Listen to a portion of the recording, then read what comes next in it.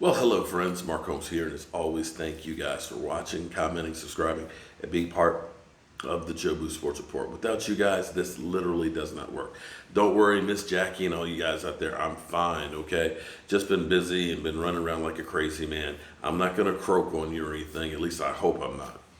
So today we were at a character playbook event, great thing. A couple of Miami Dolphins, Christian Wilkinson was there, first round draft pick. That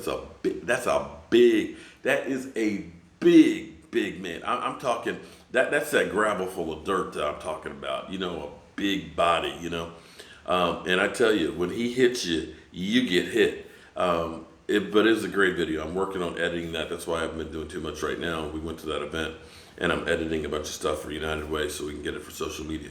But check out that video because it's got some really emotional stuff that's in there. You don't often think about football players as people, and we lose sight of that. But these are guys that have feelings, that have stories and things like that. And this was incredible because this was giving back to the kids and underserved communities and everything else in there. And this is the side about the NFL that doesn't get covered enough, about the good guys that are out there. So we're here at the Super Bowl, and like I said, I'm just kind of catching my breath right now, doing some editing and things and uploading. And we're trying to figure out how the Dallas Cowboys get to the Super Bowl next year in Tampa. We have players that we've got to pay that you only have so much money to go around between Dak Prescott, Amari Cooper, and Byron Jones. And everybody's trying to speculate whether Mike Nolan wants to keep Byron Jones. And this is the silly season when it comes to the NFL. It's all speculation. It's all, basically guessing. But a lot of people are using this quote from Mike Nolan to trying to figure out whether or not he wants Byron Jones. Mike Nolan shared a story by Troy Aikman once he told him while discussing ball hawks, ball hawking corner or ball hawking safety. I'm not really concerned with throwing it to a corner that is a guy I know is going to knock the ball down. I can throw completions all the time. But when I throw at Dion, I got to be concerned about a pick six, which is the truth. Because that guy has always got his head on a swivel. He can kind of cheat around there and he can make up ground, and all of a sudden he gets his hand out, grabs that, and he's gone. And that is a game changer. So there's certain guys that you feared out there, Dion, Revis Island, Ed Reed, that if you make a mistake with them, it could cost you the game. And so you shied away from those guys. And so the question is, does Mike Nolan believe that he is one of those guys that, he's a nice cover corner, but he's not getting the ball? It's been 39 games, I believe, since Byron Jones has had an interception and has had very few in his career.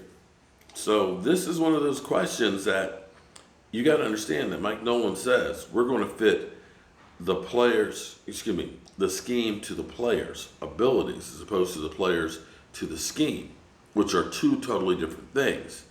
You may have players that don't have the capacity to fit the scheme, but you can alter the scheme to take advantage of the player's strengths. Now, there's going to be some guys that you look at and say the strengths that they have are just not good enough for what we need to do.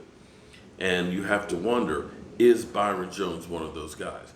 Now, I think Byron Jones is a really good player, but I'm not sure that he is the one that's going to be the guy that you just say, we can't live without and we're going to pay a max contract to.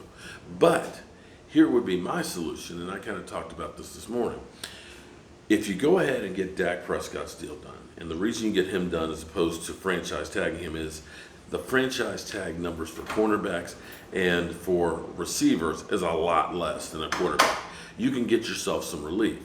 If you do that, you can then franchise tag Amari Cooper, which will get you a nice salary for 1 year. You can figure out whether or not he's going to be able to play, if he's going to be able to stay healthy, if those nagging injuries are going to be, something that's going to nag him for the rest of his career, and maybe you don't want to have a long-term deal with him.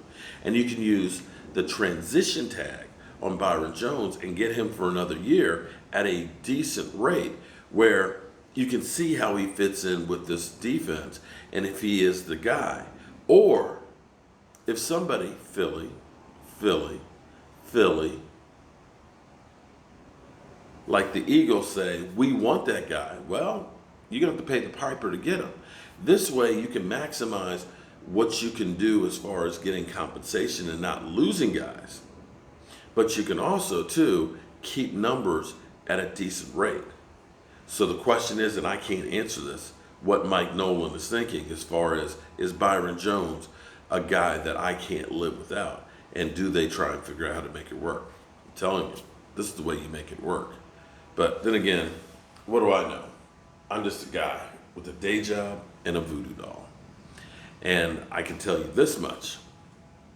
Come Thursday, the NFL will present to the Players Association their proposal, and the Players Association, each team has one player.